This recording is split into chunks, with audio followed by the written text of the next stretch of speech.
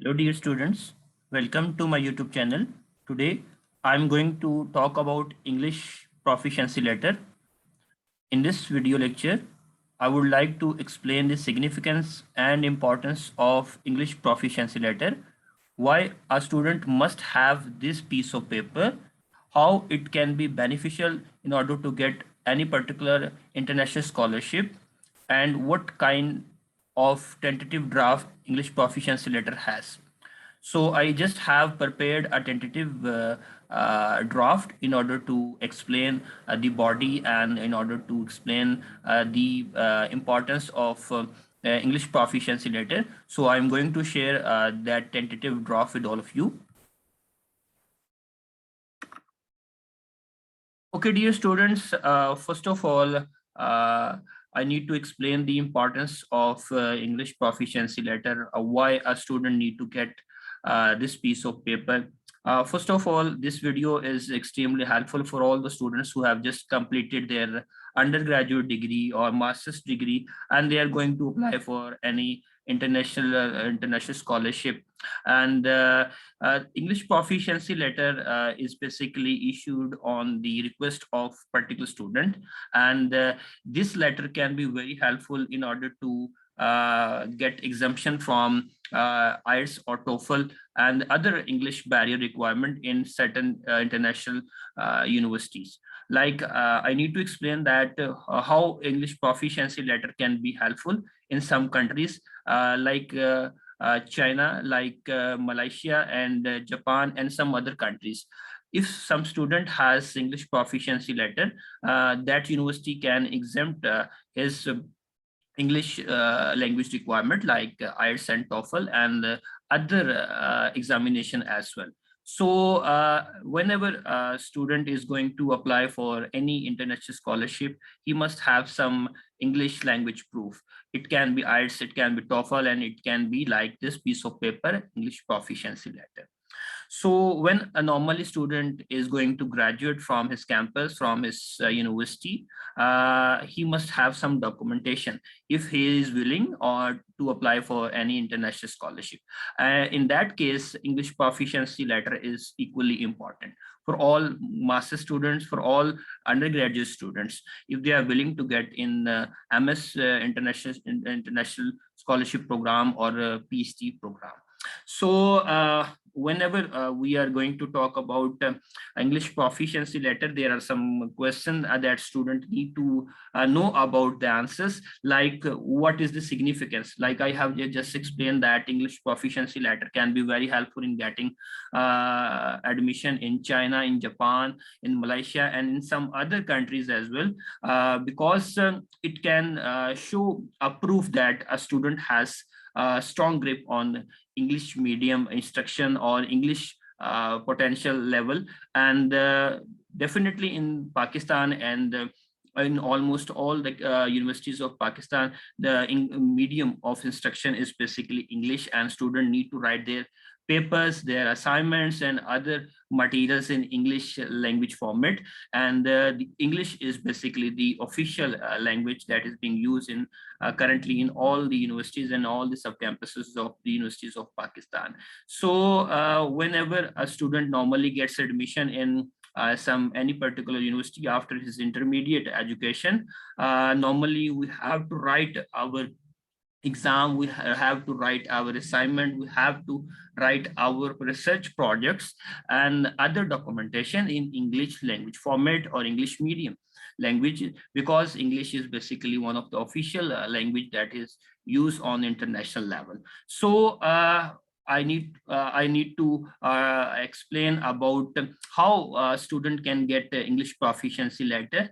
And for that case, whenever a student is going to graduate from his campus or from his university, he need to write an application to his student in charge, student affair in charge, or he need to write application in the favor of his coordinator in order to issue that English proficiency letter. So I have just prepared a tentative draft, a rough draft, in order to explain the context, in order to explain the body of the English proficiency letter. Like you can see that First of all, your English proficiency letter must be on official letterhead that is being issued from your campus, from your university, on some official letterhead, and it must have signatures and proper stamp and proper name of the university, name of the department, contact number, and email. And definitely this letter is being issued on the request from some particular student. Definitely it must have some reference number. You can see that on the top of the left side, I have just put it a reference number. Normally when a student is going to put some application, in response of application, their department, their faculty in charge, coordinator, and student affair in charge, he can put some reference number. That is basically the official letter reference number.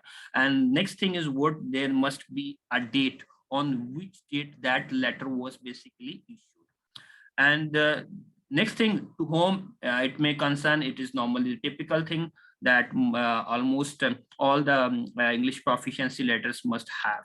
And next thing about that, whenever you are going to take English proficiency letter from your university, try to verify that it must have some typical things like it must have valid student name, complete name, that is according to your documentation, that is according to your CNIC, or that is according to your passport, and that must have father name, or for girls it can be for daughter name as well. And next thing is about that your English proficiency letter must have complete your degree name, like computer science, bachelor in science in computer science, bachelor of information technology, it can be a bachelor's of science in electrical engineering, computer engineering, and other format. It must have a valid and a proper name of your degree that is basically completed in some certain campus, in some certain university. And next thing is what you need to verify your academic session. A lot of people try to mislead about it. If you have fall session, you can put your fall session, try to verify it, and you need to write your accurate session. It can be from session fall 2028 to 2018 to 2022. And if you have been graduated from other session, you need to verify that your session is accurate, put it in your English proficiency letter. Next thing, there must be a roll number. So therefore, when you are going to put your application to your student affair in charge, you must write for following particular things on your application, because this letter will be issued by checking the information that was provided by you in your application. So in your application, you must have a valid and accurate student name, father name or guardian name, that must have your proper name of title of your degree, that must have your proper academic session. If it is 4-year session, you need to put 4-year session, fall, spring, and if it is 2-year session, you need to put your that session accordingly, and that must have accurate roll number. So if some student is going to write application for his coordinator, for his student affair, he must know that in application you must write all the information, all the particulars accurately.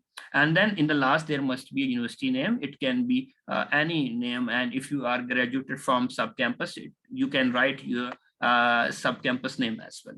And next thing, the part that basically normally this is the same trend, and almost all the universities have the same body language, like they have some format and they can just simply put on English proficiency, like throughout his academic session or career with us, his medium of instruction was English. It is very important, because this line, or you can say these lines, can clearly exhibit that the official medium of instruction in your institute, in your university, in your sub-campus was English. The exams were conducted in English. The medium of instruction was in English, and you have completed your thesis, or you have put it your thesis in English language format, English medium format, and all the processings and the academic dealings were completed in a official language that was basically the English. So normally each and every university have same format and they have same typical lines, and they must include this information in your English proficiency letter. And next thing is that his grades reflect his language proficiency and knowledge about the subject. Definitely when you have some transcript, definitely when you have some result card, your grades and your subjects name are definitely in English medium format. You can see that. That's the reason, because the subject names are in English and other information are also put it on your transcript in English, so that can be helpful for in future for getting some tentative scholarship and getting some international admission level. So it must be written on your English proficiency letter that medium of instruction was English, and his grades and subjects and other information that was completed during his session was also the medium was in English. And there can be some typical other lines. He has a sound character and brilliant academic profile like that, and this letter is definitely being issued on the request of candidate. I just explained in the initial session of my video that this letter is particularly issued on the request or demand of any particular student, and all the students who have just graduated from their campuses, from their university, must have this English proficiency letter if they are willing to move some and if they are willing to work, if they are willing to get some international scholarship, if they are going to apply for any particular scholarship. And I just explained that English proficiency letter can be very helpful in order to get exemption from English medium requirements from any particular university. And in the last, I need to explain that there must be official stamp or official signature from your concerned department, from your officer or coordinator, and there must be some official stamp, because this paper this paper or this letter is being issued from your department, from your student affair officer on official letterhead. It must have valid signature, it must have valid diary and dispatch number, official signature and stamp, so that it can be an official document that can be presented in any particular university in order to get exemption from IELTS, TOEFL and other English requirements. So it was about all the importance, the value of English proficiency letter. In my today's lecture, I tried to explain what is English proficiency letter, why we need it, how we can get it, and how we can write application in order to get English proficiency letter from our concerned department, from our student affair in charge, from our coordinator. So definitely it has very helpful if you have English proficiency letter and you are going to apply for next session